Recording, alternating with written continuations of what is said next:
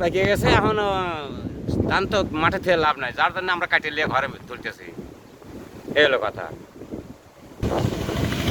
ওই ঘরের লাগিয়া জনের দাম বাড়িয়ে গেছে, এই 1200, 1250, 1300 টাকা করে গেছে।